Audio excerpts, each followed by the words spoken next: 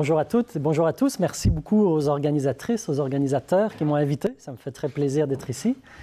Et je vais essayer de rester bien sagement derrière mon ordinateur pour ne pas sortir du champ de la caméra. Alors, habituellement, je bouge beaucoup, mais là, je vais canaliser mes énergies pendant quelques minutes. Et je vais vous parler de changement climatique et aussi de biodiversité. Et je vais le faire en 3 étapes. D'abord, je vais, pendant quelques minutes, vous parler de manière très, très large des changements climatiques et de la biodiversité à l'échelle vraiment de la planète. Et ce sera une mise en commun de nos connaissances sur le sujet. Et puis ensuite, je vais prendre le temps de détailler un projet de recherche que j'ai dirigé pendant plusieurs années sur les effets des changements climatiques sur la biodiversité du Québec. Donc, on va vraiment plonger dans ce sujet-là. Je vais vous montrer le contexte de cette recherche, pourquoi on l'a faite, comment on l'a faite, ce qu'on a trouvé, les implications de ce travail. Et puis, dans une 3e partie, je vais vous parler du rôle des scientifiques dans la société, du temps que l'on devrait passer, de l'énergie que l'on devrait mettre à diffuser nos connaissances dans la société. Et je vais parler de ce livre et je vais expliquer certains des défis que cela représente pour un scientifique d'expliquer ce que l'on fait pour des personnes qui ne sont pas des spécialistes de notre domaine. Lorsque j'aurai besoin de vous montrer des choses, je vais les montrer avec la petite flèche ici. Là. Ça m'évitera de bouger également. Oups. Alors, depuis quelques décennies, on est habitué maintenant à voir ce genre de photos, c'est-à-dire des photos de la planète Terre vues de l'extérieur. Et c'est très récent dans l'histoire de l'humanité. Et quand plusieurs d'entre nous ici sommes nés, ces photos-là n'existaient pas. Mais maintenant, elles existent. Et c'est un changement assez radical dans notre représentation du monde parce que tout à coup, ce qui nous paraît infini quand on marche dans la rue, ça nous paraît beaucoup plus petit quand on le voit de loin et qu'on voit qu'on est tous sur la même planète. Et de ce fait-là, beaucoup de sujets environnementaux maintenant sont traités à l'échelle globale, c'est-à-dire qu'on a à la fois les représentations intellectuelles, mais aussi les outils, les instruments pour mesurer certaines choses à l'échelle globale, à l'échelle planétaire. Et c'est le cas certainement pour le climat. Et vous savez tous que le climat est en train de changer. Alors voici un graphique qui vient du dernier rapport du GIEC, dont je vais reparler dans un instant, et qui montre en noir l'évolution des températures à la surface de la planète dans le cours du XXe siècle. Et puis on voit cet accroissement des températures. Et ensuite, à partir de 2005, à peu près sur le graphique, on voit des courbes de différentes couleurs qui nous montrent les projections pour les décennies à venir, pour le XXIe siècle, avec en rouge un accroissement extraordinaire des températures à la surface de la planète. Et cette courbe en rouge représente le scénario le plus probable si on continue de vivre de la manière dont on vit actuellement. Et quand on regarde l'échelle de ce graphique, on voit que la température entre la période actuelle et la fin du XXIe siècle, on pourrait avoir 3, 4 ou 5 degrés d'augmentation de température, ce qui est, comme on va le voir plus tard, ce qui est une augmentation extrêmement importante. Alors, les scientifiques qui étudient le climat ont réussi, dans les dernières décennies, à synthétiser les connaissances, à les expliquer, à les rendre claires et à les amener jusque dans le public et jusqu'à nos politiciens. Alors, le GIEC, le groupe d'experts intergouvernemental sur l'évolution du climat, c'est son œuvre, dans un sens, c'est d'avoir réussi à synthétiser les connaissances. Et vous voyez une des réunions du GIEC, ici à droite, avec tous les scientifiques qui y participaient il y a quelques années. C'est leur œuvre d'avoir réussi à amener dans la société toutes ces connaissances. Et on est maintenant habitué à voir des grandes conférences avec tous les chefs d'État, parmi lesquels le chef d'État du Canada, qui est le plus beau d'entre tous, et qui se réunissent et puis qui discutent du matin au soir du changement climatique, donc d'un sujet environnemental, et un sujet qui, pour être réglé, implique énormément de changements dans nos sociétés. Ce que l'on sait moins, c'est que ce mécanisme qui part de la science et qui va jusqu'à la société, il existe aussi dans beaucoup d'autres domaines scientifiques et il est en train d'émerger dans le domaine de la biodiversité. Alors, on n'a pas pour la biodiversité un indice comme, par exemple, la température à la surface de la Terre qui capture un peu l'ensemble des changements. Mais je vous montre ici, par exemple, l'indice Planète vivante qui est un indice qui nous montre le déclin, en gros, dans la quantité d'animaux sauvages, pour simplifier. On a plusieurs courbes ici qui montrent le déclin dans la moyenne du nombre d'individus pour un très grand nombre de populations de vertébrés, des vertébrés terrestres, des vertébrés marins, etc. Et on voit cette décroissance qui montre qu'on perd de la richesse biologique à la surface de la planète chaque année. Et cette richesse biologique, on peut l'exprimer de toutes sortes de façons, mais on n'a pas de moyens aussi synthétiques que ce que l'on a avec le climat pour la température. Et ce qui est également assez peu connu, mais qui va devenir de plus en plus connu, c'est qu'on a l'équivalent du GIEC pour la biodiversité, et on a également des grandes conférences de scientifiques, comme celle que vous voyez sur l'écran en ce moment. Et l'équivalent du GIEC de la biodiversité, c'est l'IPBES. Alors, c'est un autre acronyme. Et pour faire le parallèle entre le changement climatique et la biodiversité, j'ai ici regroupé l'information concernant le GIEC. Alors, le GIEC a été créé en 1988, donc il y a près de 30 ans. Et depuis 1990, on a des rapports de synthèse réguliers. Pour la biodiversité, on a l'équivalent, mais l'IPBES a été formé seulement en 2012, il y a 4 ans, et le premier rapport est sorti il y a 2 semaines. Donc, en gros, la question de la biodiversité a 30 ans de retard sur la question du climat, mais elle est tout aussi importante et je pense qu'elle va prendre autant de place que celle du climat parce que détruire les conditions climatiques à la surface de la planète, c'est un peu extravagant comme comportement, mais détruire la richesse biologique, c'est tout aussi extravagant et on va s'en rendre compte au fur et à mesure que le temps va passer. Alors voilà pour cette introduction très, très générale. Et maintenant, je vais parler plus spécifiquement du Québec et du climat et de la biodiversité au Québec. Et je vais montrer comment on a étudié l'influence de l'un sur l'autre. En 2007, j'ai commencé à coordonner un projet qui s'appelait CCBio. On l'a appelé CCBio, c'est un acronyme pour Effet des changements climatiques sur la biodiversité du Québec. Et je vais vous montrer comment ce projet est né et puis ensuite comment on l'a abordé, quelles questions on s'est posées. Comme Warwick l'a dit, moi je suis un spécialiste des vertébrés, surtout des mammifères. Donc la raison pour laquelle je suis chercheur, c'est parce que j'aimais bien étudier les animaux sauvages. Mais au fil du temps, quand les populations que j'étudiais montraient des signes de changement à cause de la variabilité ou du changement climatique, et quand la littérature que l'on lit chaque jour me montrait de manière de plus en plus évidente que la biodiversité est en train de changer, je me suis intéressé à des questions plus générales sur le climat et la biodiversité, et c'est ce qui m'a amené à m'intéresser à la biodiversité au Québec et au changement climatique au Québec, et de fil en aiguille à coordonner et à mettre en œuvre ce projet. Alors, si on résume les racines scientifiques de ce projet-là, on peut le faire de manière assez rapide. Vous voyez ici une carte du Québec avec les isothermes, c'est-à-dire des lignes de couleur qui rassemblent les points où on a une température moyenne annuelle égale. Donc, par exemple, si vous regardez sur ma flèche ici, l'isotherme du 2,5 degrés, c'est l'ensemble des points où il fait 2,5 degrés de moyenne en température annuelle.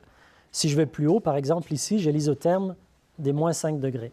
Et vous remarquez qu'à Montréal, il fait à peu près 5 degrés de température moyenne annuelle, à Rimouski, aux alentours de 2,5, et à Québec, quelque part entre les deux. Donc, entre Montréal et Rimouski, il y a environ 2,5 degrés de différence de température moyenne annuelle. Avec le réchauffement du climat, chaque endroit va devenir plus chaud, donc ces isothermes vont migrer vers le nord. Et à la fin du siècle, on peut projeter que tous ces isothermes vont monter vers le nord. Donc, là où il fait 5 degrés aujourd'hui, il fera 7 ou 8 ou 9, on ne le sait pas exactement, il y a de l'incertitude, mais il fera plus chaud, et tous ces isothermes vont monter vers le nord. Maintenant, lorsqu'on est biologiste, on sait que la biodiversité, elle est structurée, elle aussi, latitudinalement. Donc, si on regarde, par exemple, au Québec, le nombre d'espèces d'oiseaux nicheurs sur la carte de gauche ou le nombre de mammifères terrestres sur la carte de droite, on voit que plus on va vers le nord, moins on a d'espèces. Pour simplifier, plus il fait froid, moins on a de productivité primaire, moins on a de photosynthèse, moins on a d'énergie dans le système et moins on a de niches biologiques et moins on a d'espèces. Donc évidemment, si les isothermes montent vers le nord, on s'attend à ce qu'il y ait des répercussions sur la biodiversité puisqu'elle aussi, elle est structurée en fonction du climat. Et quand on compare, par exemple, à gauche ici, la forêt sur le Mont-Royal à Montréal, et à droite, la forêt dans le parc national du Bic, près de Rimouski, on voit que ce sont deux forêts très différentes, avec des conifères ou sans conifères. Mais en fait, il y a vraiment juste 2,5 degrés de différence. Alors, qu'est-ce qui va passer quand on va tourner le thermostat et qu'on va, à la fin du siècle, avoir 3 ou 4 degrés de plus? C'est la question centrale, et c'est celle qui a motivé ce projet de recherche. Cette question, elle soulève toutes sortes d'enjeux. Il y a des enjeux scientifiques, parce que lorsqu'on essaye de répondre à cette question, on se rend compte qu'il nous manque énormément de connaissances sur la biodiversité, que notre capacité à prédire le futur est limitée, que les mesures que l'on utilise que l'on met en œuvre pour gérer la biodiversité sont susceptibles de changer si la biodiversité change très rapidement. Donc, il y a des enjeux scientifiques très importants. Il y a aussi des enjeux économiques. Il y a des pans entiers de l'économie qui sont basés sur les richesses naturelles, par exemple la foresterie. Il y a des enjeux politiques. Les opinions publiques sont quand même assez sensibles à entre guillemets, la destruction de la nature. Et puis, il y a des enjeux moraux. Qu'est-ce qu'on va laisser pour les générations futures? Qu'est-ce que ces grands changements impliquent pour les gens ailleurs dans le monde? Donc, il y a toutes sortes d'enjeux.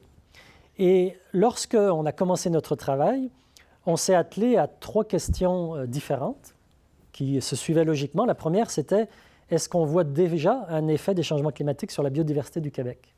Si on voit déjà un effet, on peut s'attendre raisonnablement à ce que ces effets vont s'amplifier. À quoi est-ce qu'on peut s'attendre sur le futur, dans le futur? Comment est-ce qu'on peut appréhender le futur? Et puis, quelles sont les conséquences pratiques des réponses à ces 2 questions-là? Donc maintenant, je vais essayer de répondre à ces 3 questions. Je vais vous montrer comment on l'a fait. Et puis, vous allez voir comment aussi on s'est organisé pour travailler sur ces questions. Alors, quand ce projet a débuté, il a été, je dirais, catalysé par Ouranos, par le consortium Ouranos. À Ouranos, Ouranos, c'est un consortium dont le mandat est de générer des scénarios de changement climatique, mais aussi d'aider à l'adaptation au changement climatique, d'aider la société québécoise à l'adaptation au changement climatique. Et au milieu des années 2000, il n'y avait pas à Ouranos de programme de recherche en biodiversité ou sur les écosystèmes. Mais il y avait la volonté de mettre en place un programme. Et quand j'ai participé à des réunions avec Ouranos, c'est vraiment Ouranos qui a fait germer l'idée de mettre en place un projet. Et Ouranos a aussi démystifié certaines choses. Pour moi, par exemple, les scénarios de changement climatique, les modèles climatiques, c'était quelque chose de très compliqué et c'était un petit peu inaccessible. Et en parlant avec les climatologues, en parlant avec les gens d'Ouranos, je me suis rendu compte qu'on pouvait très bien coupler des modèles climatiques à des modèles biologiques. Il fallait juste prendre le temps de comprendre tout ça et d'avoir des gens qui pouvaient nous aider. Donc Ouranos a été catalyseur, mais il n'y a personne qui peut travailler sur ces questions-là tout seul. Donc, à force de parler à des collègues, j'ai réuni une équipe parmi laquelle il y avait des universitaires, et c'est ce que vous voyez en jaune sur cette figure, avec donc des collègues de différentes universités, certains qui étaient biostatisticiens ou d'autres qui étaient biologistes. Il y avait même un mathématicien. Il y avait aussi dans cette équipe des biologistes, principalement de différents ministères fédéraux ou provinciaux, des gens qui travaillent à l'Agence Parc Canada, par exemple, ou au Service canadien de la faune, ou à différents ministères du Québec, et des gens qui ont en main la gestion de tous les jours de la biodiversité ou de pans de la biodiversité. Donc ces personnes-là, évidemment, avaient un intérêt direct à ce que les connaissances qu'on allait générer leur soient transmises au fur et à mesure qu'on les générait.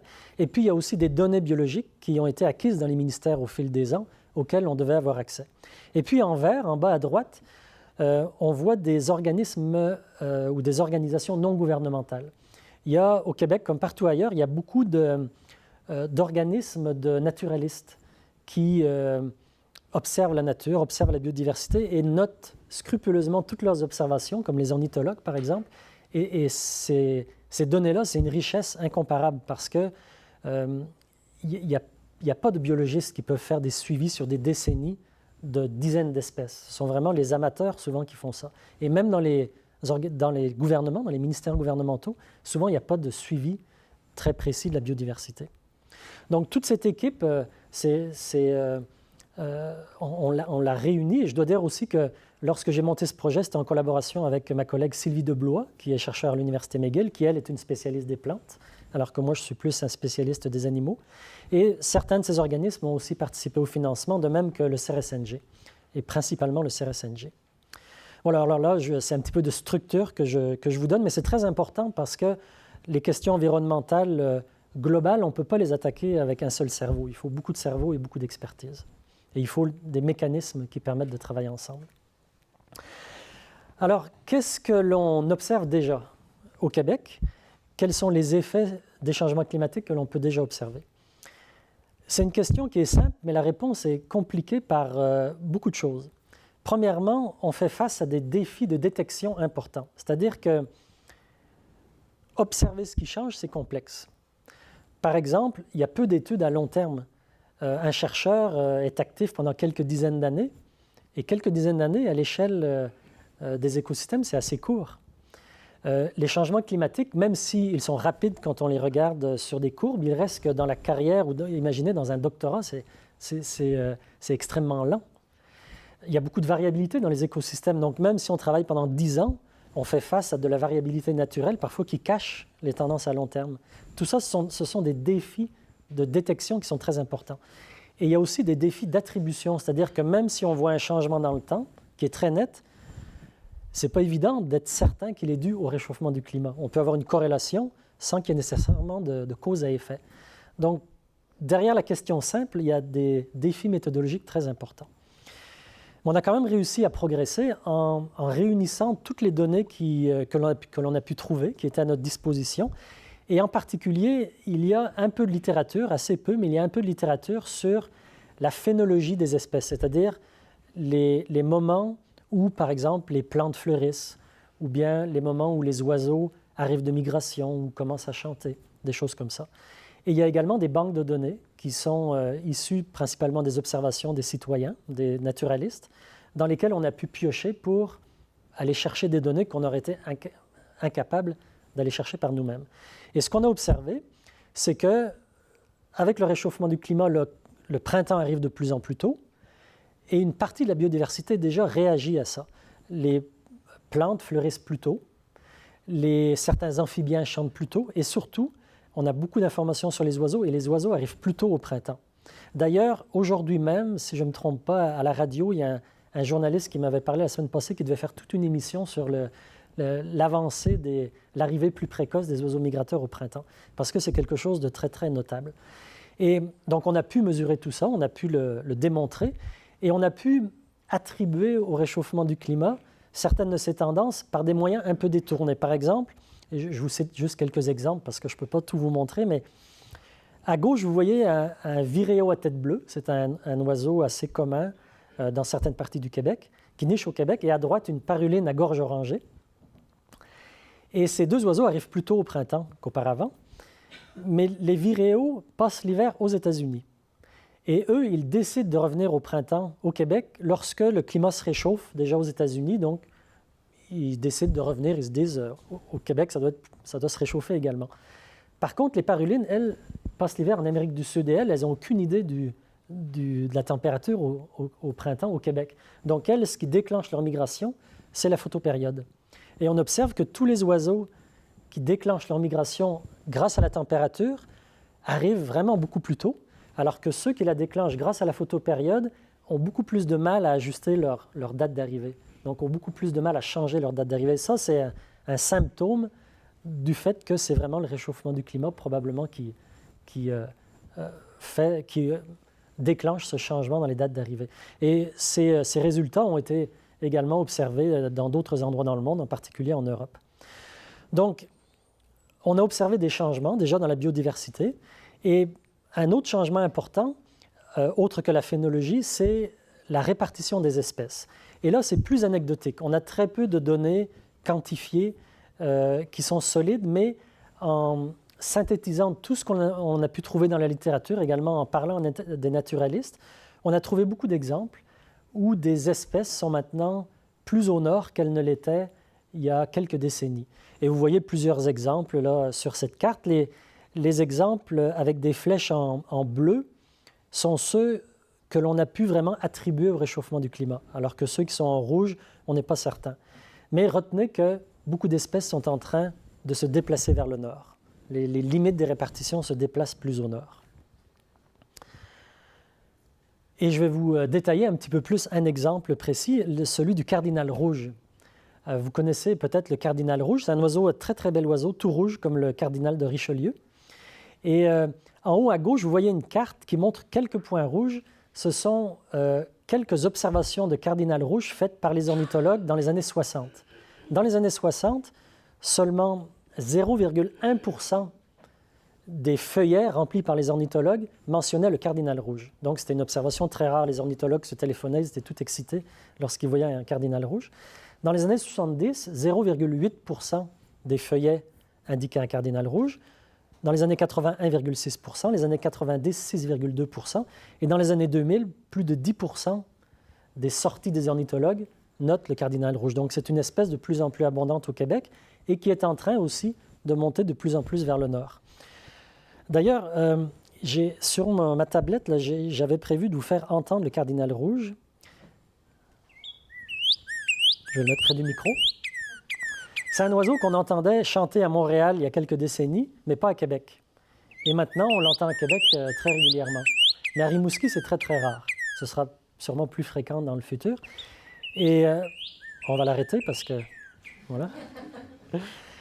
À Rimouski, les quelques cardinals ou cardinaux rouges que l'on voit sont vraiment à la limite de leur tolérance climatique. Et ceux qu'on voit ressemblent un petit peu à ça. Ils sont frigorifiés, mais dans les décennies qui viennent, je suppose qu'on en verra de plus en plus. Donc, on voit les choses qui changent déjà et on voit une réponse de la biodiversité qui est en train de se mettre en place. Et ces observations sont très importantes, vous allez voir, quand on essaye de comprendre ou d'anticiper ce qui va changer dans le futur. Parce que, comme vous allez le voir, ce que l'on anticipe dans le futur, c'est tout simplement une prolongation de ce que l'on observe déjà. Donc, à quoi s'attendre dans le futur? Alors, pour un biologiste, c'est une question très compliquée. On a beaucoup de mal à anticiper le futur parce que les écosystèmes sont extrêmement complexes. Cependant, on a quand même quelques outils qui nous permettent d'essayer de faire des projections. Et en particulier, pour les répartitions des espèces, on a des outils qui sont très intéressants et que je vais vous présenter, puis on va voir ce que l'utilisation de ces outils nous a apprises. Je vais vous parler maintenant de la modélisation de niche. C'est un outil très utilisé qui permet de modéliser la répartition des espèces et que l'on peut coupler au modèle climatique. Alors, vous voyez à gauche, la répartition d'une espèce, c'est le bruant chanteur, une espèce très, très abondante au Québec. Alors, vous voyez en orange une grande zone d'étude et en vert, les points où des bruants chanteurs ont été observés par des ornithologues. Au Québec, on a l'impression qu'il y en a beaucoup. Dans le sud du Québec, en fait, c'est juste qu'il y a beaucoup d'ornithologues et qui sont très bien organisés, donc ils répertorient beaucoup leurs observations. À droite, on a une représentation de la niche climatique de l'espèce. Alors, l'axe des X en bas, ce sont les précipitations annuelles totales, et l'axe des Y, ce sont les températures annuelles moyennes. Et chaque pixel de la carte de la zone d'étude a été reporté sur le graphique de droite. Et donc, on voit très bien qu'il y a des endroits en orange où aucun bruant chanteur n'a été observé et des endroits en vert où les bruants chanteurs ont été observés. Et on peut délimiter comme ça intuitivement la zone, disons, de confort climatique de l'espèce. On voit que si la température est très basse, vers les 0-5, on n'a pas cette espèce-là. Et quand elle est très haute, vers 15-20 degrés, on ne l'a pas non plus.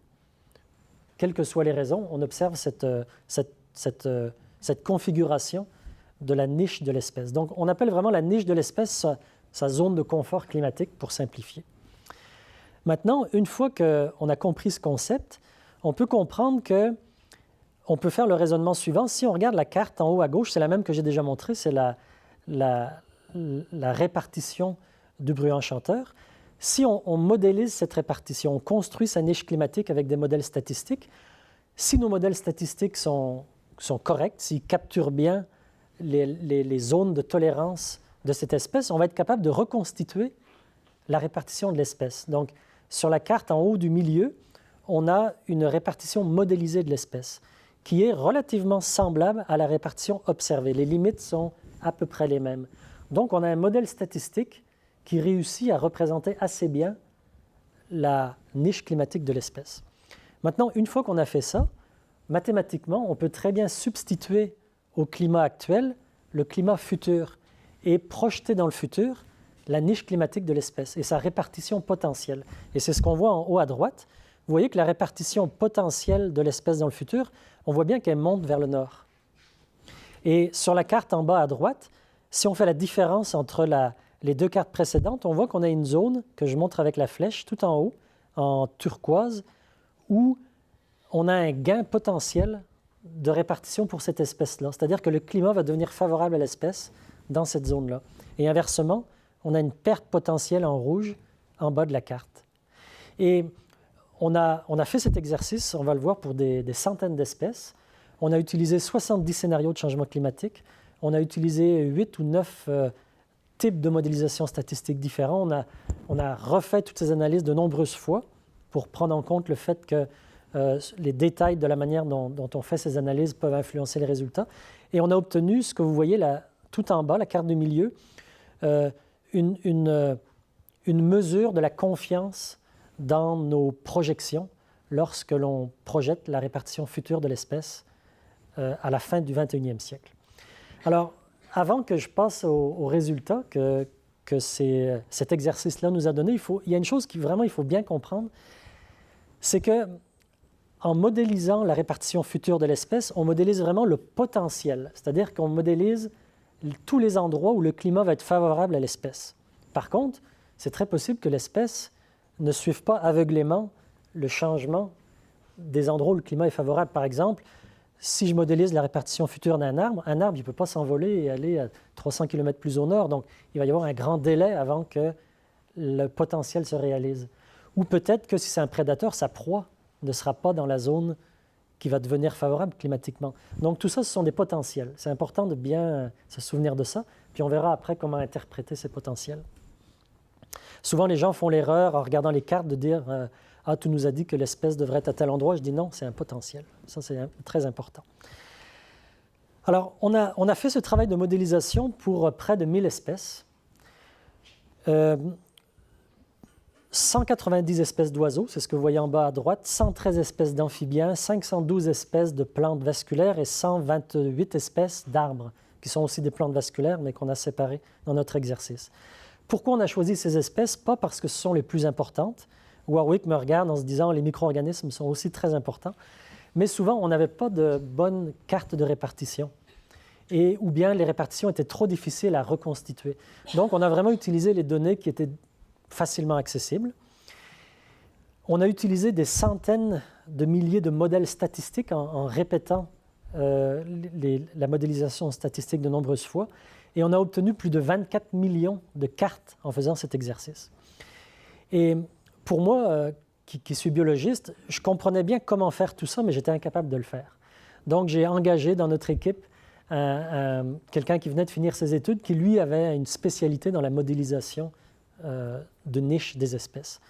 Et on a donc pu coupler les scénarios de changement climatique avec ces modèles de niche de manière à partir vraiment du travail des climatologues et aller jusqu'à des résultats qui étaient directement utilisables par des naturalistes ou par des gestionnaires de la biodiversité. Et c'est ce que je vais vous montrer maintenant.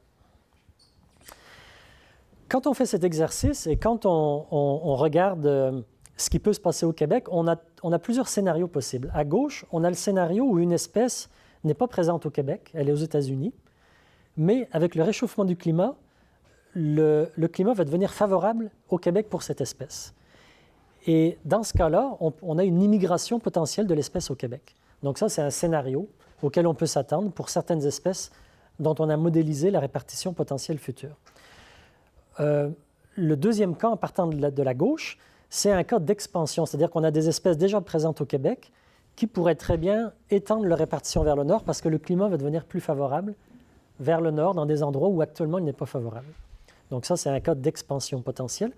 On a aussi, et c'est le troisième cas, des cas de déplacement, c'est-à-dire des espèces que l'on a actuellement au Québec qui pourraient gagner du terrain vers le nord, mais tout en perdant vers le sud parce que le climat va devenir défavorable pour ces espèces-là dans les zones les plus au sud. Donc là, on pourrait avoir un déplacement. Puis finalement, le cas le plus à droite, c'est le cas où des espèces pourraient perdre du terrain dans le sud. Peut-être le climat va devenir trop chaud ou trop sec, mais sans nécessairement en gagner vers le nord. Donc, pour chaque espèce, nos modèles nous ont indiqué dans quel scénario on pouvait se trouver pour chaque espèce. Et quand on fait le bilan de ce qu'on a trouvé, on observe que pour une majorité d'espèces, on peut s'attendre à une expansion ou à un déplacement, parfois à une immigration, quand ce sont des espèces qui ne sont pas encore présentes au Québec. Et dans assez peu de cas, on s'attend à une contraction ou même à une extirpation des espèces.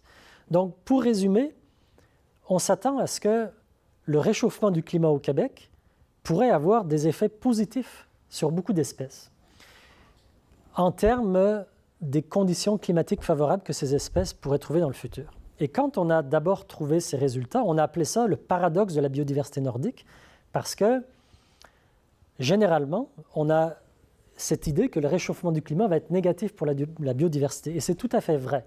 À l'échelle globale, dans beaucoup d'endroits, le climat va devenir trop sec, va devenir trop chaud. Beaucoup d'espèces vont perdre les climats auxquels elles sont adaptées, donc on devrait avoir un déclin de la biodiversité. Mais dans les zones les plus nordiques, on s'aperçoit que beaucoup d'espèces pourraient très bien, au contraire, augmenter leur répartition. Et au début, je me souviens que quand on a trouvé ce résultat, certains collègues disaient que ce serait peut-être mieux de ne pas trop en parler parce que ça va à l'encontre de ce à quoi on s'attendait. Et puis, je me suis dit, ce serait une attitude scientifique assez mauvaise. Donc, on va plutôt comprendre ce qu'on a trouvé et puis on va essayer de bien l'expliquer. Et là, je vais revenir sur ce à quoi j'ai insisté beaucoup auparavant. Ce sont des potentiels. C'est-à-dire que ce qu'on observe, c'est que potentiellement, on va avoir beaucoup d'expansion, beaucoup de déplacements, beaucoup d'immigration et quelques extirpations. Mais le travail du biostatisticien, maintenant, il faut qu'il soit interprété par le biologiste. Il faut qu'on approfondisse l'interprétation de ce qu'on vient de trouver.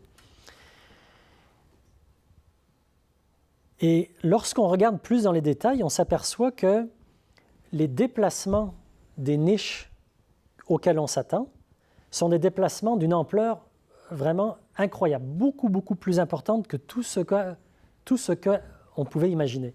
Et le graphique en bas à gauche, c'est un histogramme qui montre le nombre d'espèces pour lesquelles la distance de déplacement du centre de la niche serait de tant ou tant de kilomètres. Alors, vous voyez que vous devinez que beaucoup d'espèces vont voir leur niche climatique se déplacer de plusieurs centaines de kilomètres vers le nord, de 500 km, de 600 km, de 700 km, de 800 km vers le nord pendant le 21e siècle, suivant un scénario moyen de changement climatique. Et pour de nombreuses espèces, ça, c'est tout à fait impossible. Il y a des barrières à la dispersion. La capacité de dispersion des espèces ne permet pas des déplacements d'une telle ampleur. Et dans certains cas, par exemple dans le cas des papillons, c'est assez facile. Les papillons volent, ils se déplacent très vite et on observe vraiment une arrivée de beaucoup d'espèces de papillons dans le sud du Québec en ce moment. Un de mes collègues, Maxime Larrivé, qui travaille à l'Insectarium de Montréal, est en train de mettre en place un réseau de collecte d'informations citoyennes. Donc, on peut photographier les papillons, on peut lui envoyer il y a vraiment une arrivée massive de papillons, de nouvelles espèces de papillons. Par contre, on ne voit pas d'arrivée massive de nouvelles espèces d'arbres, par exemple. L'inertie pour les plantes est beaucoup plus importante qu'il l'est pour les insectes. Donc, ce potentiel ne pourra pas se réaliser pour de nombreuses espèces. Et on va maintenant approfondir les conséquences de ces résultats. Avant que je passe à la prochaine étape, je veux juste souligner que pour certaines espèces, évidemment, il y a des répercussions qui peuvent être très immédiates dans les résultats qu'on a trouvés. Par exemple, une de mes collègues, Catherine Perrier, du ministère des Forêts, de la Faune et des Parcs, qui travaillait avec nous, elle s'intéressait beaucoup aux arbres et certainement particulièrement aux arbres qui ont une valeur commerciale et dans ce cas-ci, à l'érable à sucre. Et elle a trouvé qu'avec nos exercices de modélisation, 84% de l'aire de répartition de l'érable à sucre, l'aire actuelle, va, dans le futur, subir des climats qui entraîneront une mésadaptation de l'érable à sucre. Heureusement pour nous, ces endroits-là sont surtout aux États-Unis. Mais on peut s'attendre à ce que dans une grande partie de l'aire de répartition de cette espèce, il y ait des gros problèmes pour cette espèce. Donc, dans les étapes qui suivent maintenant, il va y avoir un approfondissement pour les espèces les plus importantes de tout ce qu'on a fait. Également, je veux souligner que pour certaines espèces, l'importance écosystémique est très importante. Par exemple, si on regarde en bas à gauche ici, on a une chenille et on peut imaginer que si certaines espèces, comme par exemple les tordeuses, changent leur répartition de manière très, très importante, il y a des répercussions qui sont très importantes pour la foresterie. Donc maintenant, il y a des personnes aussi qui sont en train d'approfondir ce que l'on a fait pour certaines espèces, comme par exemple les insectes défoliateurs. Mais maintenant, je vais passer à la troisième partie. Quelles sont les conséquences pratiques de ce qu'on a fait? Donc là, on va aller un tout petit peu plus loin dans l'interprétation et on va voir ce qu'on peut tirer de ce qu'on vient de voir jusqu'à présent. Premièrement, la première conséquence pratique, c'est qu'il y a des changements de paradigme assez importants qui découlent de l'analyse des effets des changements climatiques sur la biodiversité. Je vous donne quelques exemples ici. Dans la loi sur les parcs nationaux du Canada, on peut lire un extrait qui dit qu'un des mandats des parcs, c'est de maintenir un état jugé caractéristique de la région naturelle et susceptible de durer. Avec ce qu'on vient de voir, ça paraît difficile de comprendre comment on peut essayer de maintenir des écosystèmes dans un état susceptible de durer, puisque le climat va entraîner une pression de changement très, très forte sur toute la biodiversité. Donc, cette partie de la loi, dans un sens, il faut trouver le moyen de l'adapter à un monde où la biodiversité et le climat sont en train de changer très rapidement. Dans notre travail de biologiste, il y a des concepts également que l'on n'utilise pas, mais que l'on va devoir commencer à utiliser, en particulier en biologie de la conservation. Par exemple, j'ai indiqué en bas de cette diapositive le concept de crédit d'immigration et le concept de dette d'extinction. Si on est dans un endroit donné, dans un écosystème donné, dans un climat qui est en train de changer et qui va être de plus en plus changeant, on peut facilement imaginer que certaines espèces qui sont là deviennent mésadaptées au climat et à terme vont probablement disparaître. Et ça, c'est ce qu'on peut appeler une dette d'extinction. On a accumulé une dette d'extinction. Inversement, il y a des espèces qui ne sont pas présentes, mais pour lesquelles le climat est favorable et qui tôt ou tard vont arriver. C'est ce qu'on peut appeler un crédit d'immigration.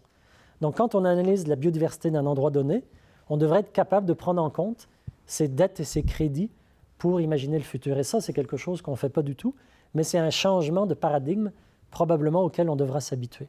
Donc, ce sont juste quelques exemples ici de changement de paradigme. Je surveille l'heure et j'ai bientôt terminé, donc on est dans les temps. Je regarde Mylène qui me regarde avec des yeux insistants. Non, ça va, hein? Bon.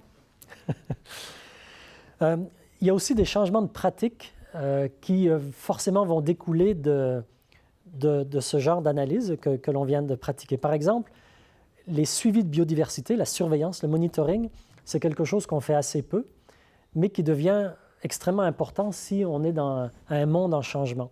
Il faut être capable de détecter ce qui change, d'y réagir et donc de le détecter.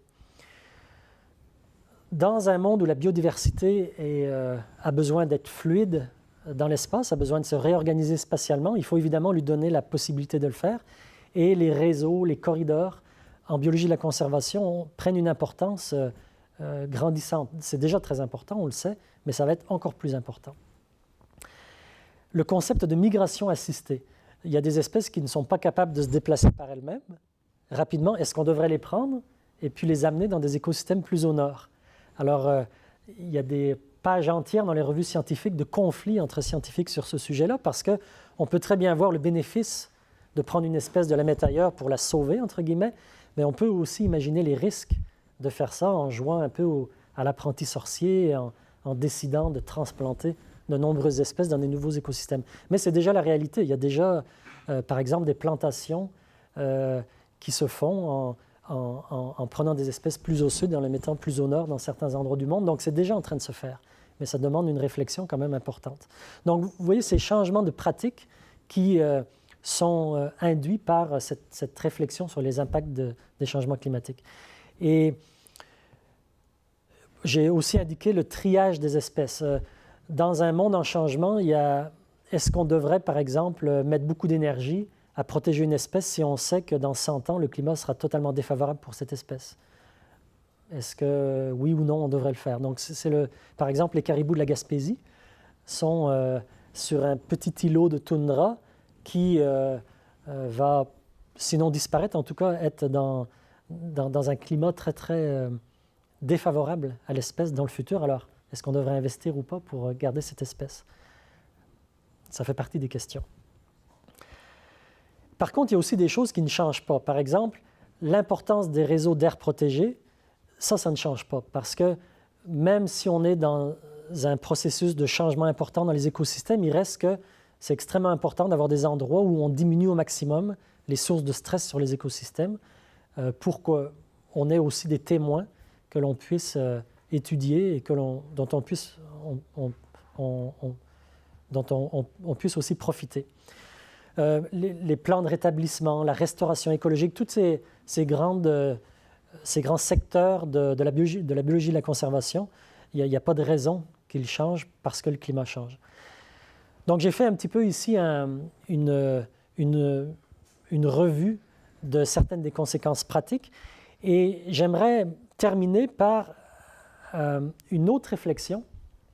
Lorsque ce projet est arrivé à sa fin, une des grandes questions que je me suis posée, c'est est-ce que je devrais me contenter d'écrire mes articles scientifiques et de les publier dans les revues auxquelles je suis habitué et que mes collègues vont lire, ou est-ce que je devrais faire autre chose et puis diffuser ces connaissances tout de suite et surtout les faire comprendre. Et on a vu un peu qu'il y a quand même des subtilités dans l'interprétation de tout ça. Qu'est-ce que je devrais faire? Et si je mets beaucoup d'efforts pour vulgariser toute cette recherche, je vais certainement écrire moins d'articles scientifiques. Et comme chercheur, ma priorité, ce sont les articles scientifiques depuis que je suis sorti du sein de ma mère. Alors et finalement, je me suis dit, c'est trop important, il faut prendre le temps d'expliquer ce travail-là. Donc, c'est pour cette raison que j'ai passé beaucoup de temps à écrire un livre en français qui explique tout ce qu'on avait fait, qui l'interprète et qui le rend pas seulement disponible, mais qui rend aussi la connaissance attrayante. C'est-à-dire qu'on trouve les moyens de donner aussi le goût de comprendre tout ça. Donc, on a écrit un livre avec mes collègues et j'ai passé du temps à l'écrire, mais aussi à en parler, à le diffuser. Et ce livre-là a été bien reçu. Donc, comme Warwick le disait, il a reçu aussi le prix Hubert Reeves l'an passé. Et au bout du compte, ça a été un travail très, très enrichissant et plus que je l'avais imaginé au départ. Et je ne vais pas passer beaucoup de temps à en parler. J'en ai un exemplaire ici, si vous voulez le consulter, puis vous pouvez le trouver sur Amazon ou ailleurs. Mais je veux simplement noter qu'en faisant ce travail, j'ai pensé à faire deux parties dans ce livre. Et la première partie, que j'ai appelée le cadre général, c'est tout simplement une synthèse de ce qu'on savait déjà. Donc, ce n'était pas des résultats de recherche, mais une synthèse de ce qu'on savait déjà. Et la deuxième partie, par contre, c'était l'histoire de notre projet de recherche. Comment on l'avait pensé, comment on avait utilisé et comment on avait domestiqué ces modèles statistiques complexes, comment on avait lutté pour interpréter les résultats, comment on avait essayé d'en tirer des conséquences pratiques. Donc, on a essayé de décrire tout ça. Et alors, chacun des chapitres commence par une citation qui aide à capturer un petit peu ou à cristalliser l'idée principale. Je ne vais pas tous les passer, mais je vais peut-être en prendre une ou deux qui sont plus drôles que les autres. Bon, celle-ci est intéressante. Je vous ai dit au départ que la projection écologique, pour des biologistes, c'est très complexe. Mais je me suis inspiré d'un grand scientifique, Wayne Gretzky, qui a écrit ou qui a dit, il n'a peut-être pas écrit, qu'un bon joueur de hockey était toujours près de la rondelle. Mais un grand joueur de hockey est toujours là avant que la rondelle arrive. Et en science, c'est un peu la même chose. Quand on décrit bien les choses, quand on comprend bien les choses, on est un très bon scientifique. Mais si on est capable de prédire quelque chose, là, on devient un grand scientifique. Et c'est pour ça qu'on est tellement impressionné par les physiciens qui nous disent où va être tel astéroïde dans 2000 ans. Pour nous, c'est extraordinaire, mais comme écologistes, on est beaucoup plus limité dans notre capacité à prédire. Et je vais juste vous en citer une autre, celle-ci que j'aime beaucoup. Lorsqu'on a réfléchi à toutes les conséquences des recherches qu'on avait faites, j'ai bien aimé cette citation d'Albert Camus. Albert Camus a tellement de bonnes citations, c'est facile toujours de se référer à lui. Il est toujours aisé d'être logique, il est presque impossible d'être logique jusqu'au bout. Parce qu'évidemment, chaque réponse amène d'autres questions qui amènent... Et au bout d'un moment, on est tellement perdu dans nos raisonnements qu'on ne peut plus aller plus loin. Mais je trouve que ça reflète très bien l'exercice scientifique que l'on fait quand on essaye d'aborder ces grandes questions de changement climatique et de biodiversité. Et je vais terminer pour de bon en indiquant que sur ce site web, on peut télécharger toutes les figures, etc., que j'ai montrées. Et on peut aussi visualiser toutes ces cartes que l'on a faites en choisissant des horizons temporels ou des espèces, par exemple. Et puis, pour conclure, étant donné que cette conférence elle est captée en vidéo, puis qu'elle sera disponible, je voulais souligner tous les organismes qui ont contribué au projet et également ceux qui ont contribué à la production du livre. Parce que quand on fait un livre, c'est comme si on commençait un nouveau projet. Il faut retrouver des financements et puis il faut retrouver le temps pour le faire. Mais j'ai eu l'aide de plusieurs organismes comme le Centre d'études nordiques qui ont été extrêmement importants. Et puis voilà, une petite pensée pour terminer pour toutes les personnes qui pensent qu'il n'y a pas de changement et qui se laissent bouillir. Les changements sont, c'est vrai, assez lents quand on les considère dans notre vie de tous les jours, mais sont très rapides lorsqu'on les considère avec un horizon temporel un tout petit peu plus grand. Et on est dans un monde extrêmement intéressant pour un scientifique et extrêmement inquiétant pour un humain, mais on est dans un monde quand même très intéressant. Alors, merci beaucoup pour votre attention. Voilà.